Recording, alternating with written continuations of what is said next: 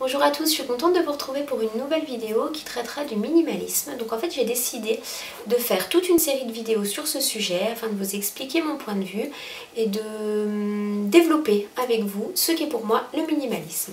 Alors tout d'abord il me semblait important de vous parler de ma vie avant le minimalisme. Donc j'étais une citoyenne lambda qui se levait tôt le matin, qui avait un train de vie plutôt métro, boulot, dodo.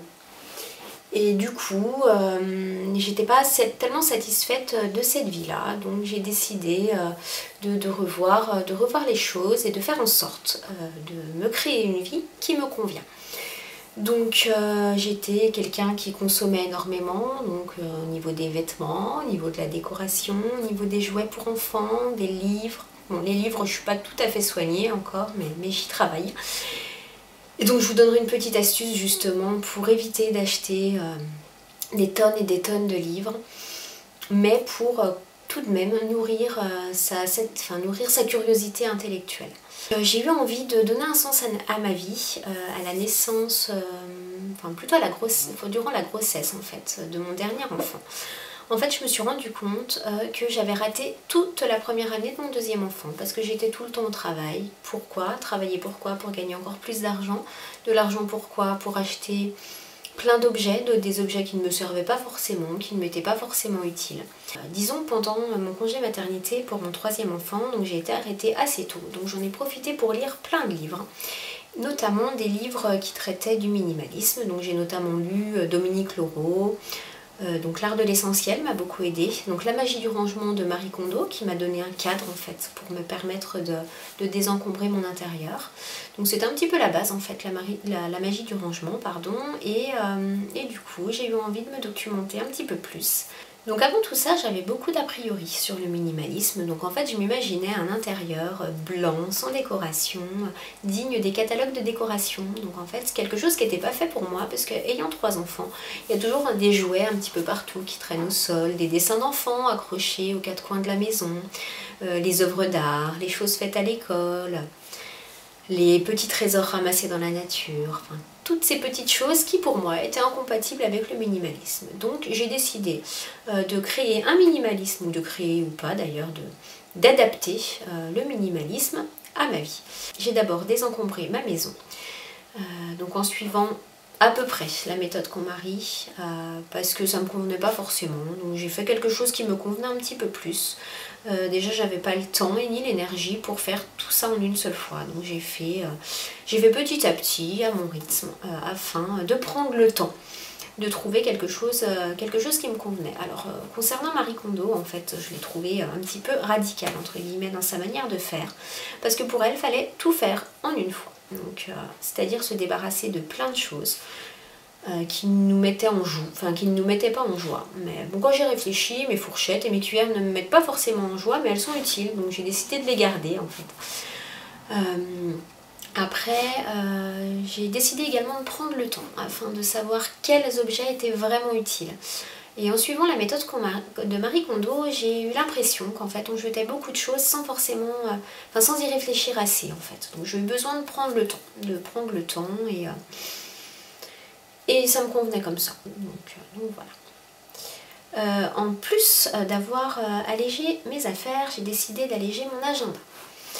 Parce que je courais partout et parce que j'avais toujours quelque chose à faire, mais des choses qui n'étaient pas forcément importantes.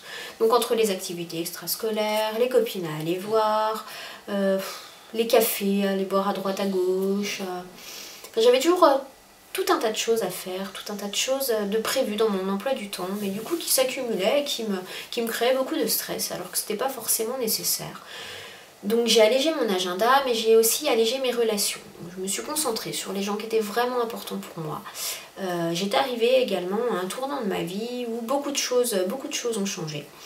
Et du coup, j'avais besoin de faire évoluer tout ça. Donc j'ai gardé les amis qui avaient énormément d'importance pour moi, ceux qui, me comprenaient, ne me jugeaient pas, etc. Et j'ai décidé de faire un tri et de me concentrer sur les personnes qui m'apportaient du bonheur.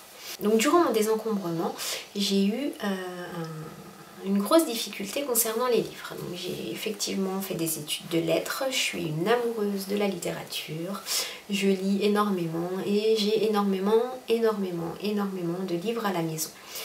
Donc ça a été très compliqué pour moi de faire le tri. Et du coup, je l'ai fait en beaucoup d'étapes. Donc pour les livres, j'ai décidé d'arrêter d'en acheter à tout va. Et j'ai décidé de m'abonner à la médiathèque. Et je privilégie du coup les achats coup de cœur. J'achète les livres qui m'ont vraiment plu, que je relirai, que j'ai envie de partager avec les gens de mon foyer.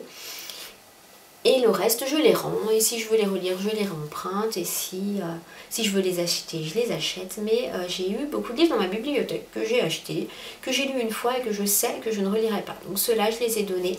Je les ai donnés à Emmaüs. J'en ai vendu sur Momox. Enfin, je les ai posés dans des boîtes à livres. Enfin, du coup, j'ai fait énormément de tri. Mais j'ai gardé mes livres coup de cœur, ce qui se résume à peu près à 4 bibliothèques. J'ai par ailleurs adapté le minimalisme à ma vie. Donc il y a toujours des jouets dans mon salon, mais il n'y en a plus partout comme avant. Donc j'ai fait beaucoup de tri également dans les jouets des enfants, de façon à garder les jouets avec lesquels ils jouaient vraiment. Donc pour le reste, j'ai monté dans des caisses au grenier, je fais un roulement, de façon à ce qu'il n'y ait pas trop de jouets en bas, mais de façon à ce qu'ils aient quand même de quoi faire.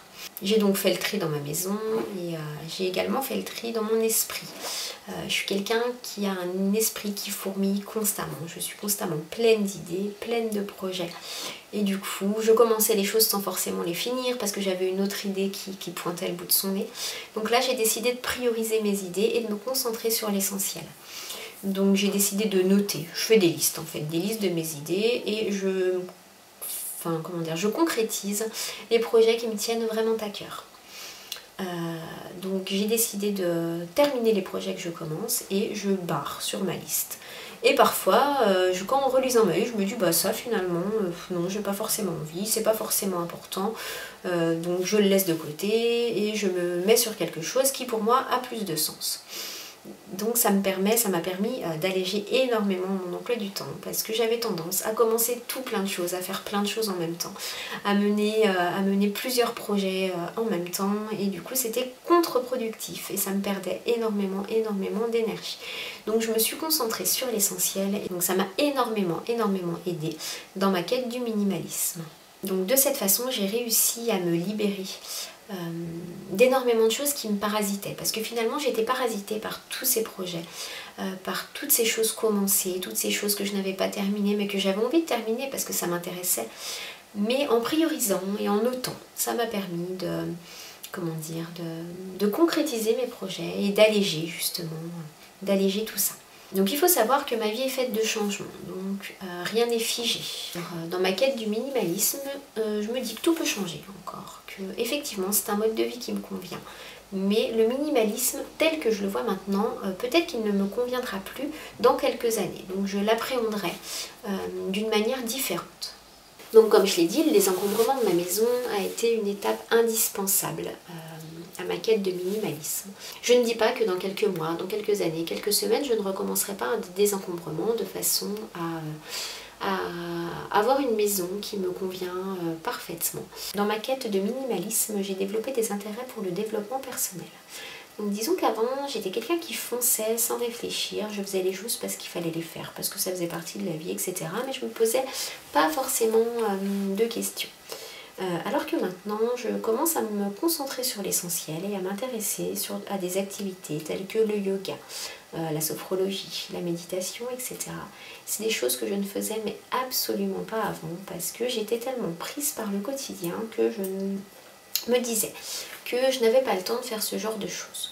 Donc je passais un petit peu à côté de ma vie en fait et je faisais les choses parce qu'il fallait les faire, parce que c'était dicté par la société et j'étais plus dans entre guillemets le paraître que dans l'être. Pour moi, être minimaliste, c'est être libre, donc libre de ses possessions, mais également libre de disposer de son temps, comme on le souhaite. Donc depuis que j'ai commencé cette quête, j'ai décidé de me concentrer sur l'essentiel et je puise mon bonheur dans les petites choses toutes simples de la vie.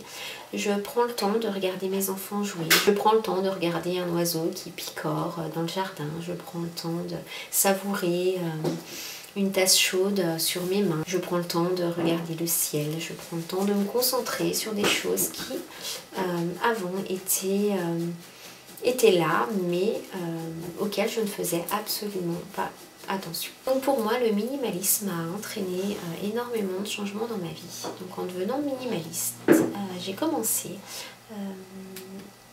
à m'intéresser au zéro déchet. Parce que je me suis rendu compte que j'étais pas forcément minimaliste dans ma poubelle par exemple, que je produisais énormément de déchets, que j'avais un impact sur la planète qui n'était pas forcément anodin. J'ai décidé de travailler là-dessus. Donc mon objectif principal actuellement est de m'affranchir des supermarchés, de consommer bio essentiellement, de ne plus produire de déchets et je me suis rendu compte qu'avec le minimalisme, ma conscience écologique s'était accrue. Donc il y a plein de choses que je fais actuellement que je faisais pas avant parce que j'ai pris le temps d'observer en fait et de me remettre en question et de me dire que mon impact sur la planète n'était pas forcément positif. Et que, à contre-cœur, sans m'en rendre compte, parce que j'étais pris par cette frénésie du toujours plus, j'avais un impact négatif sur notre planète et j'ai décidé de remédier à cela. Donc pour moi, le minimalisme a eu énormément de bienfaits. J'ai décidé de faire cette série de vidéos pour partager tout cela avec vous, pour vous exposer ma vision du minimalisme et pour développer un petit peu plus ces thèmes qui semblent importants pour moi. Donc je vous dis à très bientôt dans une prochaine vidéo. Bye bye!